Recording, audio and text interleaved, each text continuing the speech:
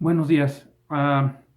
El siguiente tema que nos corresponde estudiar son los derechos reales de usufructo, uso y habitación.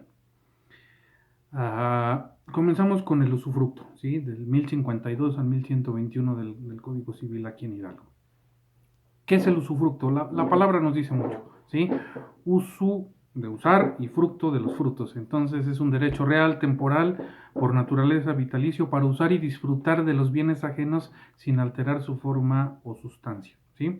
Es decir, es usar la cosa de otro y percibir sus frutos, ¿sí? Eso significa usufructo.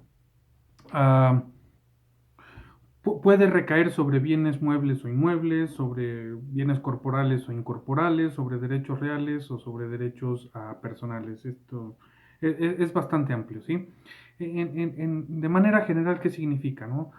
Que una persona te da en usufructo algo para que lo uses para ti y percibas sus frutos, pero sin darte la propiedad. ¿Sí? Eso significa como un papá dándole tal vez un coche a su hijo, o cuando el papá le dice, ¿sabes qué? Pues puedes construir sobre este terreno, qué sé yo. ¿Sí? Hay muchos ejemplos de usufructo. ¿Sí? Hay dos clases o tipos de usufructo. A título particular, que se constituye sobre una cosa determinada, es decir, sobre un bien determinado, una casa, un coche, una propiedad, etcétera. O a título universal, que se constituye sobre una universalidad o una parte alícuota de la misma. En el caso de una sucesión, por ejemplo, de un patrimonio. ¿Sí? Es a título universal. Hay por lo menos 5 formas de constituirse. La más común es el contrato, ¿sí? Un acuerdo entre dos personas en la que el usufructuante y el usufructuario se ponen de acuerdo, ¿sí? Por testamento, ¿sí? Alguien deja en el usufructo de una cosa en el testamento a alguien, no la propiedad, recordemos, aquí se da el uso y los frutos de una cosa, pero el dominio no, el dominio sigue perteneciendo al usufructuante, ¿sí? Entonces, la otra forma de constituirse es por acto unilateral, por disposición del dueño, por una declaración, perdón, por un acto jurídico unilateral. Simplemente dice, quiero constituir usufructo en favor de alguien y se acabó, ¿no? También se constituye por virtud de la ley. Para los que ejercen la patria potestad puedan tener, por ejemplo, la administración y parte de los frutos, ¿no? Y por prescripción, igual que la propiedad, ejerciendo posesión a título de usufructuario, es decir, también por prescripción podemos constituir usufructo. Y el usufructo puede admitir varias modalidades, ¿sí? Ya ustedes saben que es una modalidad, condición, plazo, etcétera, ¿sí? Bien, estas modalidades es que puede ser, el usufructo puede ser puro y simple, es decir, sin condición, carga ni plazo, ¿sí? Puede ser condicionado, es decir, sujeto a una condición o plazo. Te doy un usufructo siempre y cuando pase tal cosa. Esa es una condición. O te doy un usufructo durante cierto periodo de tiempo. Ese es usufructo con plazo. Otra modalidad es el usufructo sucesivo, es decir, en favor de una persona y cuando se termina el usufructo con esa persona, es en favor de otra más que se designa, pero desde el momento en que se constituye, ¿sí? Ese es un usufructo sucesivo. Y hay también un usufructo conjunto, que es en favor de varias personas al mismo tiempo, ¿no? Aparte, una parte alícuota cada quien. Bien. Luego tenemos que referirnos de manera general a los derechos del usufructuario y sus obligaciones, como también las del usufructuante, ¿no? Los derechos del usufructuario son acciones, por ejemplo, personales o reales. Si yo estoy en usufructo de alguien, por ejemplo, puedo denunciar un delito de despojo, una reivindicación, ¿sí? Es decir, puedo ejercitar acciones posesorias, reales, personales, interdictos, etcétera, ¿sí? Otro de los derechos es apercibir frutos, se llama usufructo, ¿no? Y uno bien importante, es enajenar o agravar o enajenar sus derechos, es decir, si yo soy usufructuario, ese derecho real que tengo sobre una cosa, mueble o inmueble, a su vez lo puedo usufructuar, ¿sí? O puedo rentarlo, lo puedo enajenar, ¿sí? Eso es posible dentro del usufructo. No puedo enajenar la cosa, por supuesto, esa no me corresponde a mí porque recuerden que el usufructuario no es propietario, ¿no?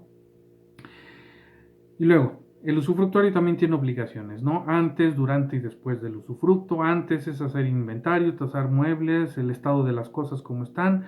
Durante es conservar la cosa, destinarla para el uso convenido, avisar de cualquier perturbación al propietario o responder de las cargas usufructuarias, ¿sí? Y una vez terminado los usufructos, es decir, después, pues a restituir la cosa y a responder de los deterioros y daños que hubiese sufrido la cosa mientras estuvo usufructuada al usufructuario. Luego, también tenemos obligaciones, tenemos que hablar de las obligaciones del nudo propietario, es decir, del usufructuante o dueño de la cosa, ¿sí? Principalmente, pues el dueño de la cosa tiene el use a, a ha transferido el jus furendi y el jus utendi, pero el jus abutendi lo sigue quedando él, es decir, el derecho de enajenar la cosa sigue siendo del propietario, ¿no? Luego, tiene que entregar la cosa en condiciones para el uso convenido, esto es bastante obvio, ¿no?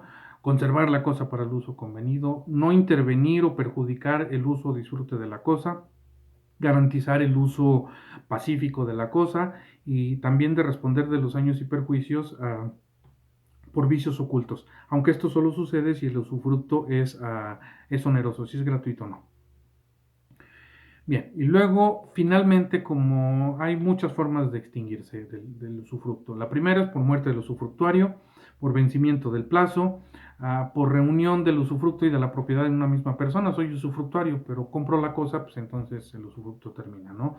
Por prescripción, por renuncia expresa del usufructuario, por pérdida de la cosa, por no dar fianza al usufructuario por título gratuito si el dueño no lo ha eximido de esa obligación, ¿no?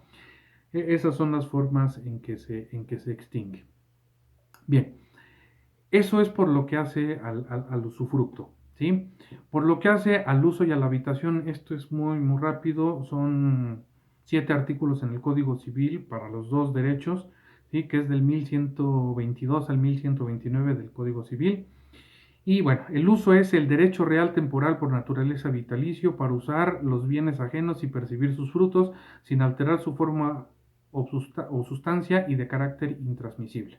¿Sí? Ustedes dirán, pues el uso es lo mismo que el usufructo, ¿no? No. Sí, no. Uso también es usar una cosa y percibir sus frutos. La única diferencia con el usufructo es que el usufructo se puede enajenar, arrendar y grabar y en el uso no. Es decir, si me dan en uso algo, yo a su vez no lo puedo dar en uso, ni lo puedo grabar, ni lo puedo ¿cómo se llama? Arrendar, ¿sí?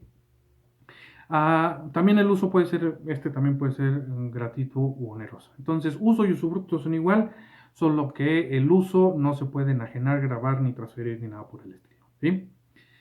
Y finalmente el derecho real de habitación, que implica que se conceptualiza como el derecho de uso sobre una finca urbana para habitar gratuitamente algunas piezas para sí o para su familia, ¿sí?